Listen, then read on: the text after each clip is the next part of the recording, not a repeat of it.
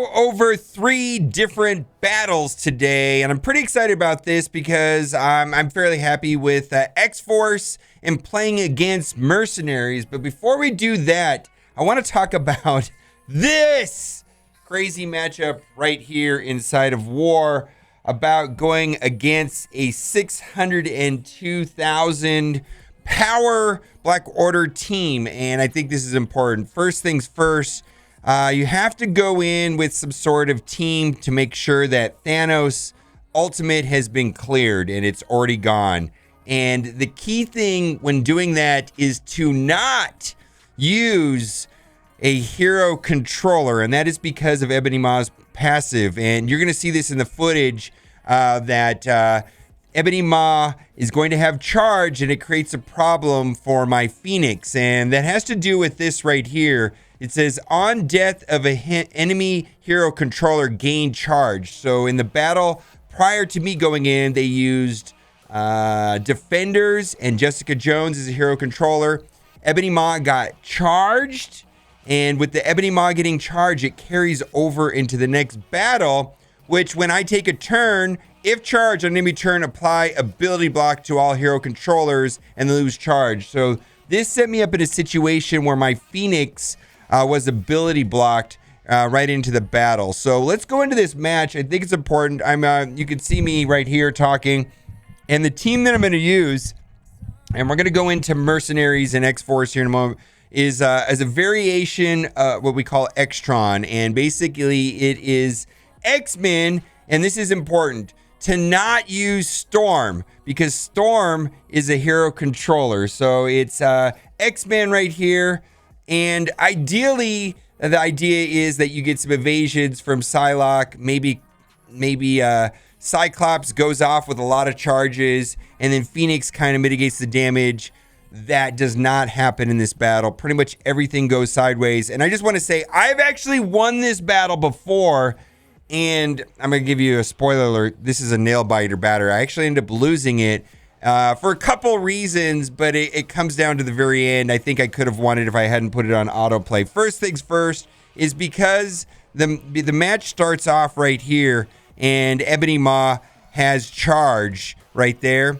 And because Ebony Maw has charge, that's because the team that went in to clear the Thanos ultimate had Jessica Jones. Thanos did his ultimate and wiped out the team, but then it gave Ebony Maw the charge, and it carried over this battle. And that the bad news about that is that basically Phoenix is going to be ability blocked, and that sets up the team for failure. All bad. Now, let me show you. All bad.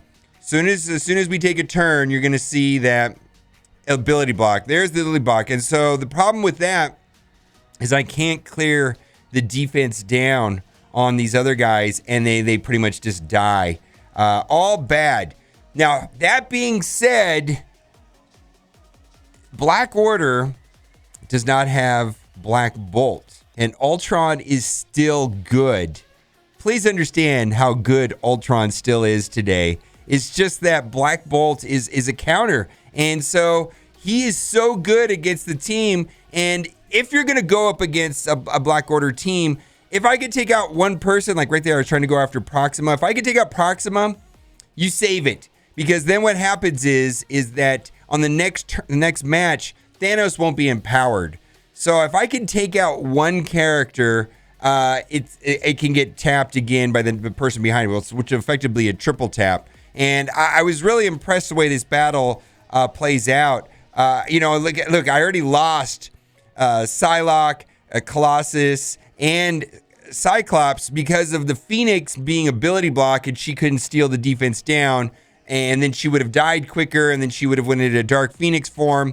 That being said, you have to see how this plays out. It's quite a match. Oh my God, this is something to watch right here. I'm just picking through them. Good thing is that I'm playing against this team quite a bit inside of Arena. Almost every day I'm playing against Black Order, so I kind of know how the Ultron deal works. Now, having ability block right there is not so bad, but I like what they did right here because I get hit twice back because you basically have Cull sandwiched in between Ebony Maw and Thanos, which is kind of nice. Now, the real risk here is that Thanos is going to ultimate and basically kill off all the bots and the rest of the team. And so right here, I do the middle right here because, and this is important right here, the middle ability right here will actually go through Death Proof and make sure that Cull is dead. And she doesn't have max health. Let's see what I end up doing. I don't even remember which one I did. Yeah, I did the middle ability. And so the middle ability goes through Death Proof and she gets all of her health back so that the next time that she goes, she will clear all the positive effects away. So I'm just kind of picking my place here. Probably should have pinged the turn meter. See, this is where I made a mistake. On the bots that take away turn meter, I should have been targeting Thanos. And I wasn't targeting Thanos. Now, if I would have slowed Thanos down with the bots that remove turn meter, I believe I would have won this match. I summon more bots, and I do Phoenix Ultimate, which is amazing. Helps me get through almost. See, if I would have just kept focusing on taking the turn meter away from Thanos, I would have been okay. But I did it. Hindsight's 2020. And then the biggest mistake I make is right here. When it gets down to just Thanos, I put it on autoplay. I put it on autoplay right here. It is a monstrous mistake because when I put it on autoplay, I have the bots that could have removed his turn meter, and instead of them reducing turn meter, they buff each other. And I don't know if I would have won that or not. Either ways, I lost the match. But I think if I would have managed the turn meter correctly with Thanos, that would have gone better. Now, let's go to the Merc matches, and I got to say a couple things about the Mercenary matches. This is Mercenaries versus X-Force, which is kind of why I wanted to follow up this team. And the team that I'm running right here has 3 T4s. I have the T4s on the passive of Teenage Warhead, Domino, and X-23. And I do like the passive on X-23 quite a bit because she gets lots of turn meter. And I've seen other footage punching up, and this is a massive, massive punch up right here, 276 to 247. And it is contingent on X20 and somebody dropping below 50%, because that's how X23 really ramps up. When somebody drops below 50%, she gets that turn meter, and it just doesn't happen in this match here. Hopefully the idea there is that maybe I would have done some damage, and here I'm gonna try to put Disrupted on.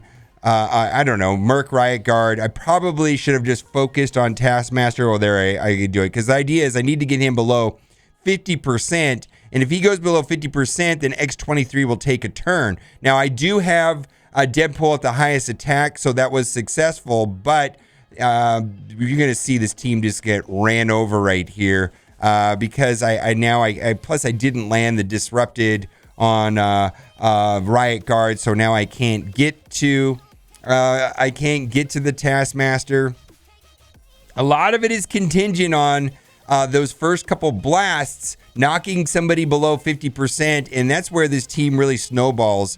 I do play this out, but it just goes bad. Just nothing happens basically. X23 is amazing, but if none of them go below 50%, it just basically is a no-go. This is kind of nice right here, but still, we're not getting anywhere in this. Okay, and finally we can clear through some of these buffs, which is good, but she had blind, so it missed. RIP. This is over. It's a disaster. Now, let's go to a successful matchup, and I say myself personally, this just goes nowhere after this.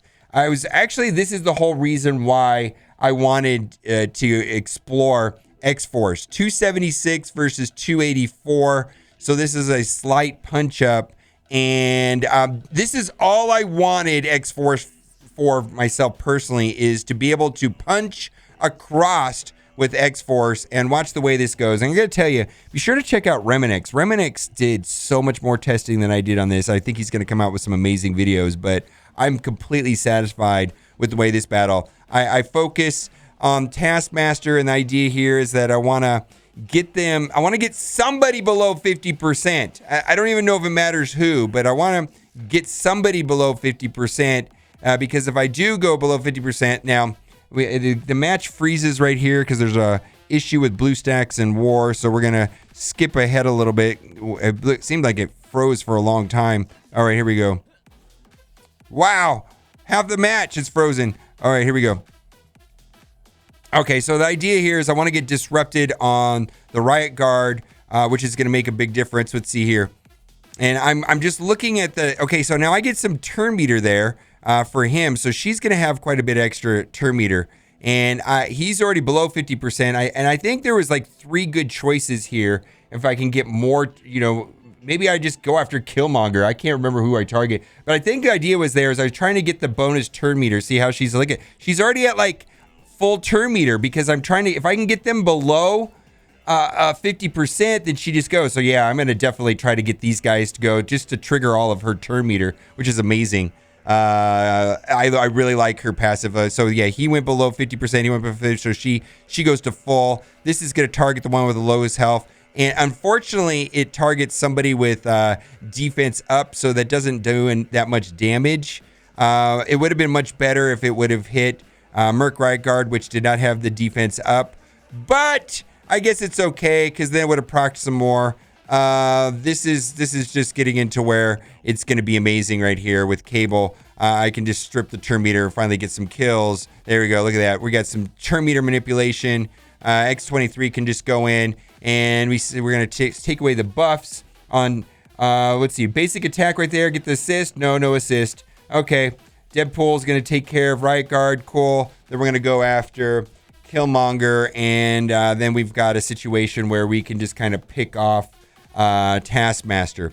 More information and details to follow on this team. Personally, myself, I was happy if they could just counter mercenaries. I know a lot of people are using them for as guardian as well. All right, let me know what you think in the comment section. As always, thanks for watching and keep on gaming. Bye.